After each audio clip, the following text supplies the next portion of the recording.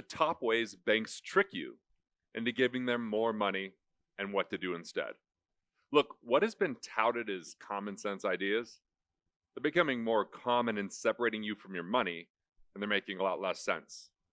What's in the bank's best interest and your best interest might not always be aligned. So if you aren't sure what strategy is best for you, you may end up putting your home at risk, limiting your wealth, and adding unnecessary stress to your life. I remember as a teenager, I saw this politician talking on TV about the benefits of doing a simple trick that could save you 5 to 8 years on your 30-year mortgage. I mean, who wouldn't want to shave off 20 to 30% of the time on your mortgage? It was taught as if it would cost you nothing, and yet you'd have everything to gain. I mean, a politician, imagine that, right? So, first thing is, why would the bank allow this loophole? Like, what's in it for them? Turns out, quite a bit more than I initially thought. I'll reveal that here in a bit. See, there are always people asking me about the best way to pay off a mortgage, or if they should pay off that mortgage early or not, and there's plenty of others showing me new tricks and ideas on ways to pay off the mortgage. This just happens all the time. You may have heard of velocity banking, or what was called back in the day HELOC buy-downs, home equity lines of credit, BiWeekly Payments, shortening mortgages, or in a more risky way, people showing me why pulling out their equity when they refinance and borrowing more money to invest will be the best way.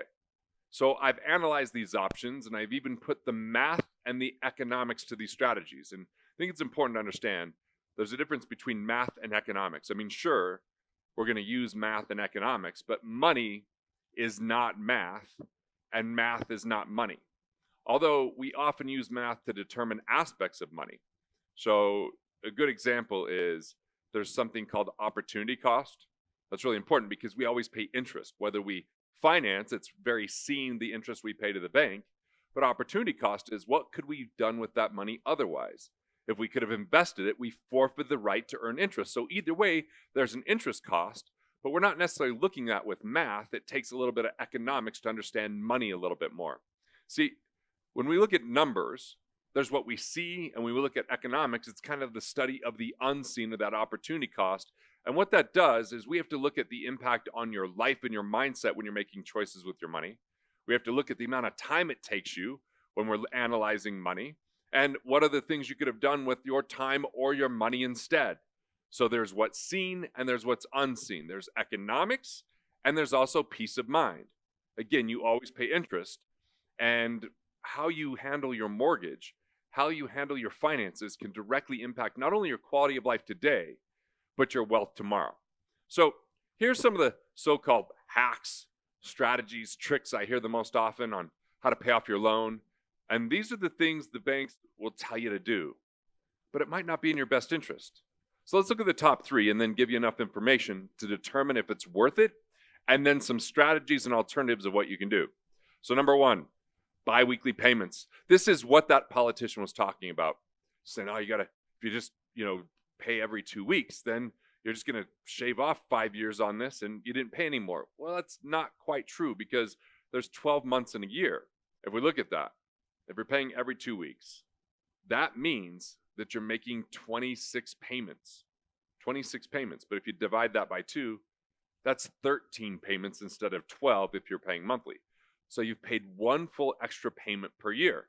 Now, it's true that extra payment will pay off your loan earlier, but we also have to consider your other options. See, there's the method of how we pay off a mortgage, and there's the objective of wanting to pay off a mortgage. A lot of people, once they paid off a mortgage, they think that they know everything and there's nothing to learn, unfortunately.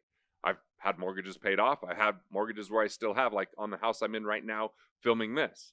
But the method is what's the safest, most effective, and efficient way that you can actually get to the point of paying off a mortgage. And BiWeekly payments, what happens is, what if you have a high interest rate credit card and now you're paying extra to your mortgage? That high interest rate credit card is a higher interest rate than the mortgage. That's costing you money. Or maybe even you have a student loan that's a higher interest rate than your mortgage, or just any other high interest rate loan. Or maybe you're doing this at the expense of investing in yourself, discovering your skill sets, enhancing your abilities, finding ways to create more value so you can make more money. So we have to look at kind of the overall picture here. And there's kind of a cousin to this BiWeekly payment. And it's another one of the hacks that are out there that I think is really important for you to understand isn't really in your best interest.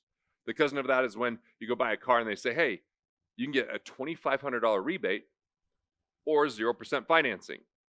Well, look, there's no real 0% financing because if you pay cash for that, you get $2,500 back. If you finance it, you forfeit that $2,500 rebate, essentially paying a $2,500 interest charge up front. So it's not really 0%. It's a $2,500 fee.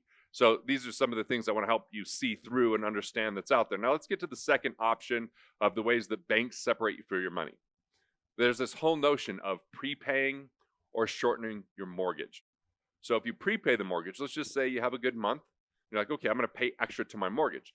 If that's an amortized loan, that extra payment will shorten the amount of time it's going to take to pay off the mortgage, but it will not lower your monthly payment.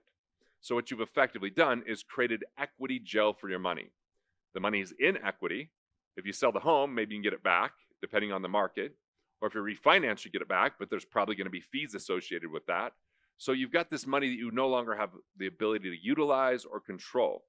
So yes, prepaying and paying extra will shorten the amount of time that you pay, but it'll also forfeit your ability to save that money somewhere else, keep control over your money, and even maximize your options because you get potential tax savings if you have that, or you have that money there in case there's an emergency or something that's going on. So prepaying and shortening your mortgage assumes you can invest in something that might earn more than you'd be saving. Now, for those people that just spend everything they have, maybe that's the best possible scenario. Shorten your mortgage, as long as it doesn't put you in a place where you're borrowing from a credit card, where you don't have enough money to pay the bills, because I've seen people get in that situation. And it's always important to consider Parkinson's law that says as your income increases, your expenses rise to meet or exceed that increase. And so again, if you're reckless with your spending, maybe shortening your mortgage is great, but if you have higher interest rate loans, you might want to pay those off. If you have other places to invest your money, you might want to consider that. So yes, shortening the mortgage or paying extra will shorten the mortgage, but it's not considering what that money's worth or what that money's value is to you today. If I get a 30-year mortgage at 5% or a 15-year mortgage at 5%, that'd be great. But why do the banks say, well, look, you'll pay less interest with the 15-year. We'll even charge you less interest. They're incentivizing you because there's less risk for them. The more equity you have, the faster the payments come in. They're in the cash flow business. So they're telling you you're saving a lot of interest, but you're also forfeiting the right to earn interest on that cash. So just something to consider. Everybody's different. What are your investment options out there? How are you looking at all this? All right, let's look at this third hack or trick that banks use to kind of keep your money for long periods of time. And this isn't really related to mortgages. It's more a philosophy with investing. See, when we're told that accumulation is the way to wealth, that you should set your money aside and forget it, you should invest early, often, and always, you should wait for the long haul because compound interest will kick in. And if you can wait for 30 years, there's going to be this huge pile of cash for you. Well, that's accumulation. It's a philosophy that says wealth is a function of three things: how much money you put away, how much risk you're willing to take, because a lot of times we're told high risk equals high return, and so people take higher risk than they probably should. And third, how long you're willing to wait. So money times rate times time. That's the accumulation philosophy. But the banks don't work on accumulation. They work on cash flow, right? They convince us to accumulate by leaving deposits in a CD or a money market, or trapping it even longer inside of an IRA. And then they take that money and they get money off your money. They take that money, and if it's in a CD, they lend it out to people and try to get them to do shorter loans, so they're getting more cash flow. They're in the cash flow business, yet they're convincing us to be in the accumulation business. But I want you to think more about what's in it for them and how can you think more like a bank. So let me get to some of the solutions here. Number one, if you ever have any loans, and more than one, I want you to determine the cash flow index. You take the loan balance and divide it by the minimum monthly payment. Loan balance divided by minimum monthly payment, because you could pay extra, but what's your minimum payment? It's going to spit out a number. If it's less than 50, that's a low cash flow index, meaning you have a cash hog on your hands. A high payment in relationship to a low balance, that's harming your cash flow. You might want to consider paying something off that's under 50. If it's over 100, it's more efficient. It means you have a much lower payment in relationship to the balance. So cash flow index just tells us the priority in which to pay something off. So rather than just paying more to a mortgage, which might have a really good cash flow index, maybe you pay off a credit card or something like that. But here's another situation. Let's say that you only have 3 years left on your mortgage. you might want to pay that off to free up the most cash flow because it might have the lowest cash flow index. So this helps you take into consideration interest and payment and a kind of an overall picture by taking your loan balance and divide it by the minimum monthly payment. The second thing is the 3 R's. The 3 R's to help you improve cash flow, especially when it comes to loans. Number 1 is restructure. The first R in restructure is, do you have you might go to a bank and be able to refinance. Maybe you have a paid off car, but a high interest rate credit card. You refinance the car. It's better for your credit to have a car loan than a maxed out credit card because of the loan to value or debt to income ratio.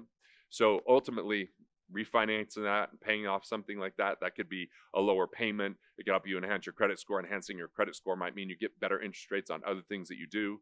Maybe you have high interest rate loans and you can refinance, put those into a home equity line of credit or refinance your home, and now it's tax deductible and now it's a lower payment. That's another consideration. Maybe you have family with money and they're just sitting in CDs and you could pay them more than what they're earning there. Or maybe you have personal accounts you could borrow from, IRAs, cash values of life insurance, or a brokerage account that allows you to borrow at preferred rates so you can pay off higher interest rate loans by restructuring, or you just utilize money in a more efficient way when you have preferred borrowing rates. The second R is to reallocate. Maybe you just have underperforming assets, something that's not earning as much as what you're paying. High interest rate credit card, low interest rate certificate of deposit or money market. Maybe just paying that off. It's an immediate guaranteed savings by doing that. So we talked about cash flow index, but part of this is also knowing your investment index. So the investment index is what the bank wants, right? You have a low cash flow index. That's a good situation for them on their investment index. They want a low investment index. You want a high cash flow index. It's an inverse opposite relationship. So if you're investing money, you want a low investment index. If I could put in $1,000 and all of a sudden I'm getting $10 per month, that's a pretty good situation, right? That's a pretty nice investment index. Just take the 1,000, divide it by 10. Now, if it was bigger numbers like $100,000 and you're getting $5,000 a month, man, you would run for that. That's a huge investment index, really low number, but huge cash flow. A high investment index means you don't really have a lot of cash flow coming in from your investment. And so you might look and say, well, I have really low cash flow indexes and really high investment index. That means you're probably just better paying off the loans and saving the interest.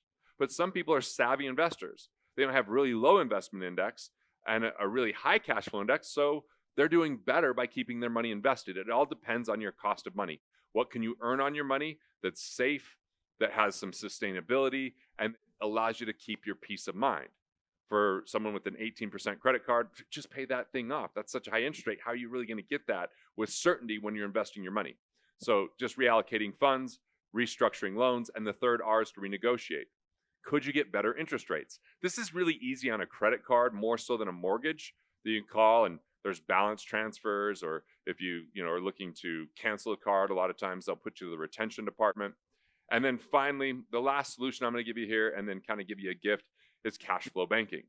So you can check out swf.gg if you want to learn more about cash flow banking, which is a way that you can start capturing money and put it in a tax preferred structure, access to it before 59.5, not have the downside when the market goes down, having some benefits like insurance and waiver of premium that it would continue to pay if you didn't have the money because of disability. Like, there's a lot that can happen within cash flow banking, and you can access those funds to pay off other loans or to invest money. So it allows you to start becoming more of the bank and less having all these hacks that end up being really good for the bank and not for you. So look, if you enjoyed this video and you like to know more about how banks work, the best loan choice for you, or other related content, click through the next video and watch. But before you do, if you go to garrettgunderson.com/guide, I put together a cash flow improvement guide. So you can find out where you can plug financial leaks, where you can enhance your investments to create more cash flow, where you can think about philosophically the structure that supports you to think more like a bank rather than be used by the bank. All right, this is Garrett Gunderson signing off. Hey, thanks for watching. I appreciate it. And if you're enjoying these videos, well, there's good news. More where that came from. So go ahead and click through and watch the next video now.